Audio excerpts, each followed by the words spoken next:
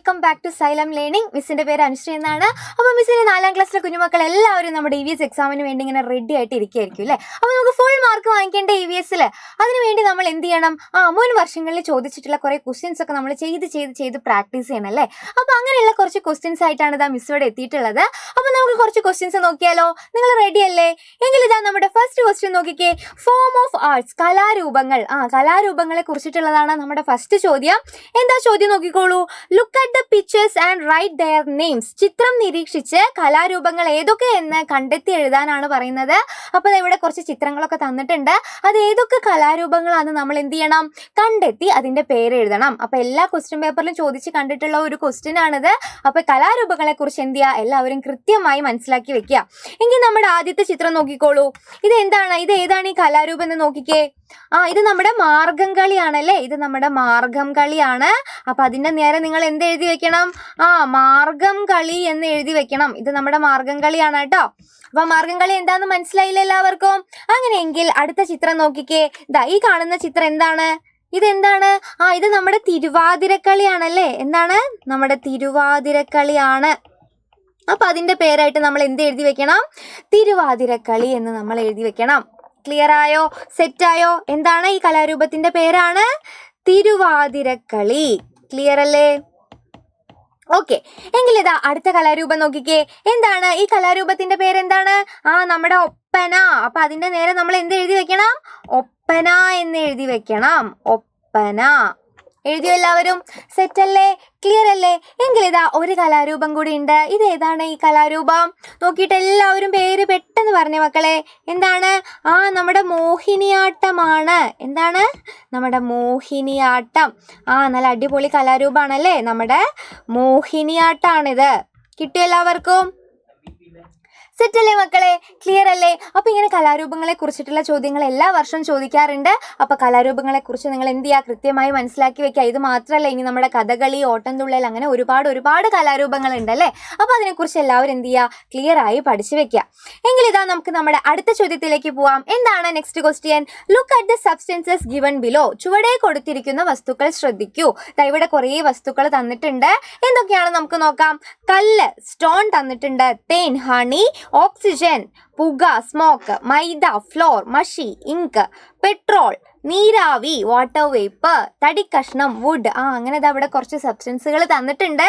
പക്ഷെ ചോദ്യം ഇതാണ്, which are the 3 States of matter? ഇവ ഏതെല്ലാം അവസ്ഥകളിലാണ് ഉള്ളത്? ഏതൊക്കെയാണ് മക്കളെ സ്റ്റേറ്റ്സ് ഓഫ് മാറ്റർ? ഇവിടെ തന്നിട്ടുള്ള അല്ലെങ്കിൽ ഈ സബ്സ്റ്റൻസ് ഉൾപ്പെടുന്ന 3 സ്റ്റേറ്റ്സ് ഓഫ് മാറ്റേഴ്സ് ഏതൊക്കെയാണെന്ന് നോക്കിയിട്ട് പറഞ്ഞ എല്ലാവരും. സ്റ്റോൺ, കല്ല് നമുക്കറിയാം ഏത് സ്റ്റേറ്റിലാണ്? നമ്മളെ സോളിഡ് സ്റ്റേറ്റ് ആണല്ലേ, ഖരാവസ്ഥയിലാണ്. ഇനി തേൻ, ഹണി ആണെങ്കിലോ? ഹണി ലിക്വിഡ് സ്റ്റേറ്റ് ആണ്, അഥവാ ദ്രാവകാവസ്ഥയിലാണ്. പിന്നെ നമ്മുടെ ഓക്സിജൻ ആണ്. ഓക്സിജൻ നമുക്കറിയാം വാതകം. ഏതവസ്ഥയിലാണ്? നമ്മുടെ ഗ്യാഷ്യസ് സ്റ്റേറ്റിലാണ്. അപ്പൊ സ്മോക്ക്, മൈദ, മഷി, പെട്രോൾ, നീരാവി, തടിക്കഷ്ണം, ഇതെല്ലാം ഏതൊക്കെ സ്റ്റേറ്റ്സിൽ വരുന്നതാണ്? ഏതൊക്കെയാണ് നമ്മുടെ 3 States of matter? Solid, liquid and gas അല്ലേ. ഏതൊക്കെയാണ്? ഖരം, ദ്രാവകം, വാതകം. അങ്ങനെ 3 അവസ്ഥകളിലുള്ള സബ്സ്റ്റൻസ് ആണ് ഇവിടെ തന്നിട്ടുള്ളത്. അതെല്ലാവർക്കും ക്ലിയർ ആയില്ലേ? ഇനി രണ്ടാമത്തെ ചോദ്യം നോക്കിക്കേ. Classify the substance based on their state. അവസ്ഥകളുടെ അടിസ്ഥാനത്തിൽ ഇവയെ തരം തിരിക്കാനാണ് നമ്മളോട് പറയുന്നത്. അപ്പോൾ ഈ സബ്സ്റ്റൻസ് എല്ലാം കൃത്യമായിട്ട് നോക്കുക. ഇതിൽ ഏതൊക്കെ സ്റ്റേറ്റിലാണ് വരുന്നത് തരം തിരിച്ചെഴുതണം. സോളിഡ് ആണോ, ലിക്വിഡ് ആണോ, ഗ്യാസ് ആണോ എന്ന് നമ്മൾ എന്ത് ചെയ്യണം? തരം തിരിച്ചെഴുതണം. അപ്പോൾ നമുക്ക് ഓരോന്നോരോന്നായി എഴുതി നോക്കാം. മിസ് ഇവിടെ ഒരു ടേബിൾ വരച്ചിട്ടുണ്ട്. സോളിഡ് ഖരം, ലിക്വിഡ് ദ്രാവകം, ഗ്യാസ് വാതകം. അപ്പൊ ഈ 3 സ്റ്റേറ്റിലുള്ള ആളുകളെ നമുക്ക് എന്ത് ചെയ്യണം? തരം തിരിച്ചെഴുതണം. അപ്പൊ ഓരോന്നോരോന്നായി നോക്കാം. ഒന്നാമത്തെ എന്താണ്? കല്ല്, സ്റ്റോൺ ഏതവസ്ഥയിലാണ് മക്കളെ? ഏതവസ്ഥയിലാണ് നമ്മുടെ കല്ല് എന്ന് പറയുന്നത്? സോളിഡ് ആണല്ലേ, ഖരമാണ്. അപ്പൊ സോളിഡിന് താഴെ നമുക്ക് എന്ത് എഴുതാം? സ്റ്റോൺ അഥവാ നമ്മുടെ കല്ല് എന്ന് നമുക്ക് എഴുതാം. എഴുതിയോ? എങ്കിൽ ഇത് അടുത്ത് നോക്കിക്കേ. തേൻ, ഹണി. നല്ല മധുരമുള്ള തേൻ നമുക്ക് എല്ലാവർക്കും ഇഷ്ടമാണല്ലേ. അത് സോളിഡ് ആണോ ലിക്വിഡ് ആണോ ഗ്യാസ് ആണോ? നമ്മുടെ തേൻ എന്ന് പറയുന്നത് തേൻ ഇങ്ങനെ ഒഴുകി പോകുന്ന ആളാണ്. അപ്പൊ തേൻ എന്ന് പറയുന്നത് എന്താണ്? നമ്മുടെ ലിക്വിഡ് അഥവാ ദ്രാവകമാണ്. അപ്പൊ തേൻ അഥവാ ഹണി എന്താണ്? ലിക്വിഡ് അഥവാ ദ്രാവകമാണ്. നെക്സ്റ്റ് വൺ നമ്മുടെ ഓക്സിജൻ ആണ്. നമുക്ക് എല്ലാവർക്കും നമ്മുടെ ജീവൻ നിലനിർത്താൻ ഓക്സിജൻ വേണമല്ലേ. ഓക്സിജൻ ഇല്ലാണ്ട് നമുക്ക് ജീവിക്കാൻ പറ്റുമോ? ഇല്ല. അപ്പൊ ഓക്സിജൻ ഏത് സ്റ്റേറ്റിലാണുള്ളത്? ഗ്യാസ് ആണ് അഥവാ വാതകമാണ്. അപ്പൊ നമ്മൾ അവിടെ എന്ത് എഴുതി? ഓക്സിജൻ എന്ന് എഴുതി. ക്ലിയർ? അടുത്ത നോക്കിക്കോളൂ. പുക, സ്മോക്ക്. വാഹനങ്ങളിൽ നിന്നൊക്കെ വരുന്ന പുക അല്ലെ, അല്ലെങ്കിൽ നമ്മൾ എന്തെങ്കിലുമൊക്കെ കത്തിക്കുമ്പോൾ വരുന്ന പുക, അത് ഏത് സ്റ്റേറ്റിലാണ്? അതും എന്താണ്? നമ്മുടെ ഗ്യാസ് ആണ്.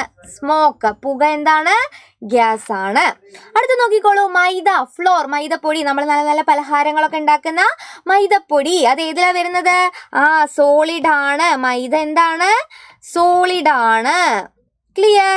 അടുത്ത നമ്മുടെ മഷി, ഇങ്ക്. പേനയിലുള്ള മഷി എങ്ങനെയാണ്? വെള്ളം പോലെ അല്ലേ. അപ്പൊ മഷി ഏതിലാണ് വരുന്നത്? ലിക്വിഡിലാണ് വരുന്നത്. ഇങ്ക് ഏതിലാ വരുന്നത്? ലിക്വിഡ്, ദ്രാവകാവസ്ഥയിലാണ്. നെക്സ്റ്റ് വൺ നമ്മുടെ പെട്രോൾ. വണ്ടിയിലൊക്കെ ഒഴിക്കുന്ന പെട്രോള്. പെട്രോൾ ഏത് സ്റ്റേറ്റാ? ലിക്വിഡ് സ്റ്റേറ്റ് ആണ്. അതൊക്കെ നമുക്കറിയാം അല്ലേ. പെട്രോൾ ഏത് സ്റ്റേറ്റ് ആണ്? നമ്മുടെ ലിക്വിഡ് സ്റ്റേറ്റ് ആണ്. സെറ്റ് അല്ലേ? അടുത്ത് നോക്കിക്കോളൂ. നീരാവി, വാട്ടർ വേപ്പർ. വാട്ടർ വേപ്പർ ഏത് സ്റ്റേറ്റിലാണെന്നാ നമ്മൾ പഠിച്ചത്? ഗ്യാഷ്യസ് സ്റ്റേറ്റിലാണ്. അപ്പൊ നമ്മൾ ഗ്യാസിന്റെ അവിടെ എന്ത് എഴുതി? നീരാവി അഥവാ നമ്മുടെ water vapour. Clear? Last one എന്താണ്? തടിക്കഷ്ണം, വുഡ്. നല്ല കട്ടിയുള്ള തടിക്കഷ്ണമൊക്കെ ഇതിൽ വരുന്നതായിരിക്കും. യെസ്, നമ്മുടെ സോളിഡ് ആണ്. അപ്പൊ വുഡ് അഥവാ തടിക്കഷ്ണം എവിടെ എഴുതണം? എവിടെ എഴുതണം നിങ്ങൾ? നമ്മുടെ സോളിഡ്, ഖരാവസ്ഥയിൽ എഴുതണം. അപ്പോൾ നമുക്ക് തന്നിട്ടുള്ള സബ്സ്റ്റൻസിനെ നമ്മൾ എന്ത് ചെയ്തു? സോളിഡ്, ലിക്വിഡ്, ഗ്യാസ് എന്ന് നമ്മൾ തരംതിരിച്ചു അല്ലേ.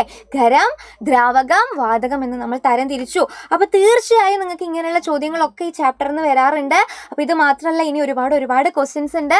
അപ്പോൾ പ്രീവിയസ് ഇയർ ക്വസ്റ്റ്യൻസ് ഒക്കെ നിങ്ങൾ ചെയ്ത് നോക്കിക്കഴിഞ്ഞാലാണ് എക്സാമിന് നമുക്ക് എങ്ങനെയാണ് ചോദ്യങ്ങൾ വരുന്നത്, ഏതൊക്കെ പാറ്റേണിലാണ് വരുന്നത് എന്നൊക്കെ നമുക്ക് മനസ്സിലാവുള്ളൂ. അപ്പോഴാണ് നമുക്ക് ഈസി ആയിട്ട് എക്സാം എഴുതി ഫുൾ മാർക്ക് വാങ്ങിക്കാൻ പറ്റുന്നത്. അപ്പോൾ എല്ലാ മക്കളും എന്ത് ചെയ്യുക? അടിപൊളിയായിട്ട് പഠിക്കുക. അപ്പോൾ ഇതുപോലുള്ള വീഡിയോസ് ആയിട്ടൊക്കെ മിസ് വീണ്ടും വരും. അപ്പോൾ എല്ലാവരും എന്ത് ചെയ്യുക? എല്ലാവരും സൂപ്പറായിട്ട് പഠിച്ച് പരീക്ഷ എഴുതുക. മിസ്സിൻ്റെ എല്ലാ കുട്ടികൾക്കും ഓൾ ദ ബെസ്റ്റ്.